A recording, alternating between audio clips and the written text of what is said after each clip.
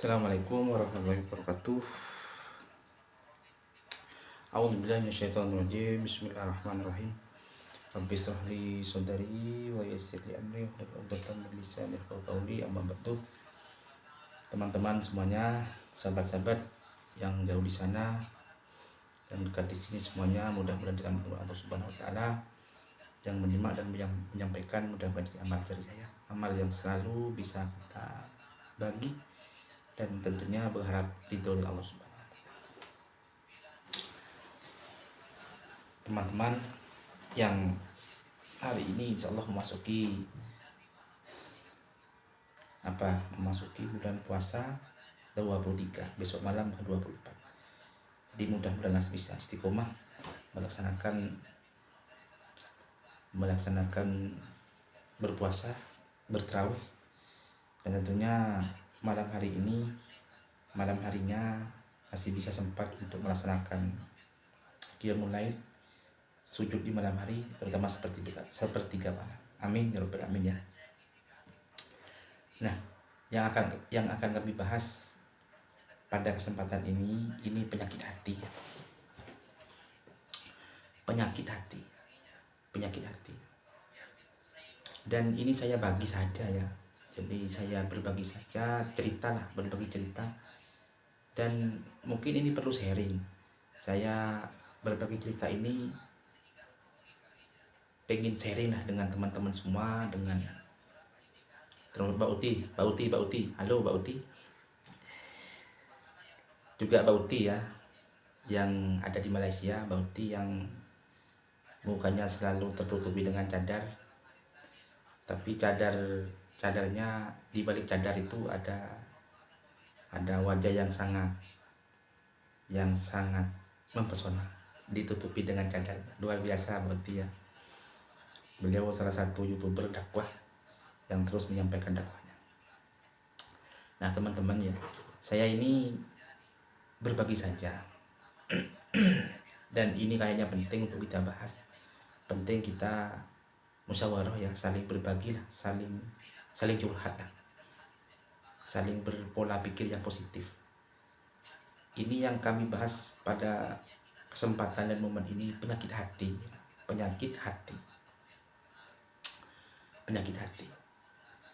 Nah, saya ini sudah hati-hati ya. Saya ini sedikit banyak lah, walaupun sedikit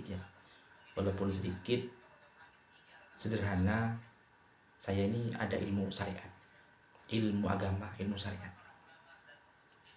Tapi sangat sering lah ilmu yang saya miliki, ilmu yang saya ketahui kadang sering dikalahkan oleh pikiran-pikiran yang negatif. Jadi ilmu syariat ini kadang kalah dengan pikiran-pikiran yang negatif. Nah, contohnya bagaimana? Contohnya begini. Saya akan sedekah. Kalau saya akan sedekah, saya juga akan bersedekah dengan orang fakir wal masakin. Kalau nanti saya sudah punya uang, atau punya pola pikir nanti saya akan jadi orang yang dermawan ketika saya sudah kaya, atau ketika sudah gajian, ketika sudah punya uang saya akan siap. Nah, ketika saya sudah punya uang, ketika sudah saya mahal, kadang memang nafsu ini ya, hati yang paling dalam ini kadang-kadang ada rasa eman, ada rasa tak mau memberi. Mungkin jenengan semua pasti merasakan itu, yakin saya. Ini penyakit hati. Ini juga ya, ada kadang ya, ini teman saya ini anaknya kiai ya, Gus lah gitu. Teman saya ini anaknya kiai, Gus pinter ya, Gus pinter ya, juga mondoknya juga di pesantren besar, ahli kitabnya bagus, syariatnya bagus, ilmu agamanya bagus. Nah, tapi kadang ibadahnya pun bagus, tapi kadang langkahnya ini membuat orang lain sakit hati. Kadang langkahnya membuat orang lain itu tersakiti, terzolimi, iri dan dengki. Seperti ini tuh ada apa? Ada apa dengan hati ini? Ya.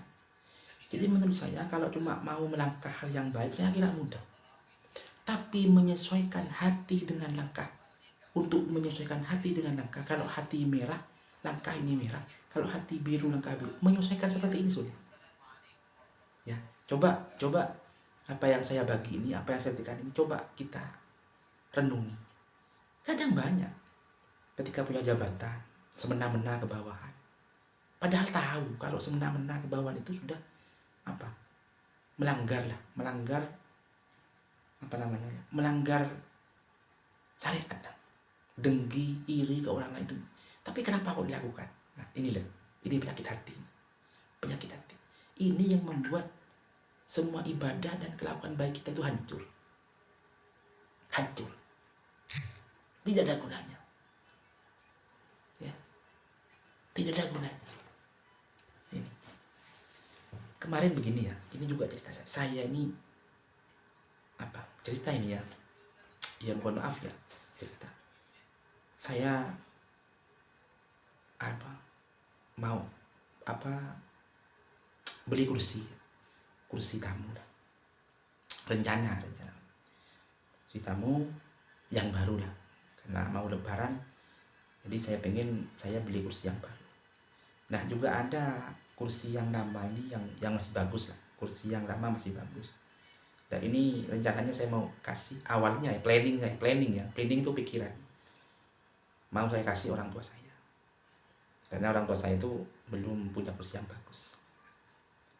Nah, ini satu hari sudah saya ngomongkan ke orang tua, satu hari kemudian ini pikiran dan hati ini kadang berbenturan. Kadang yang katanya hati, ini kok mau saya belikan kok emang saya belinya mahal, dulu belinya mahal, emang masih bagus. Bagaimana kalau saya taruh di ruangan yang lain, saya taruh di kamar yang lain? Padahal secara syariat atau secara pikiran yang nyata, secara pikiran yang sehat, itu kan orang tua saya. Dan kursi itu kursi itu sudah saya pakai. Orang tua saya itu yang membesarkan saya. Orang tua saya ini yang merawat saya, yang membiayai saya, yang ngopeni saya dari kecil sampai besar. Kenapa kok ada rasa seperti itu? Coba sudah teman-teman rasakan ini. Coba teman-teman rasakan. Ini saya curhat atau berbagi ini, penyakit hati ini. Saya curhat hati yang paling dalam, dan betul-betul ada ini. Jadi rasa seperti ini nih,